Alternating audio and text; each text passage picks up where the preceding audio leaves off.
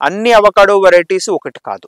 మన రైతులు తెలుసుకోవాల్సింది 3 జాతుల్లో చాలా డిఫరెన్స్ ఉన్నాయి. హైయెస్ట్ క్వాలిటీ వచ్చేది మెక్సికన్ రైస్. దీంట్లో ఆయిల్ పర్సెంటేజ్ దాదాపు 20-30% ఉంటుంది. కాకపోతే ఫ్రూట్ ప్రొడక్షన్ తక్కువగా ఉంటుంది.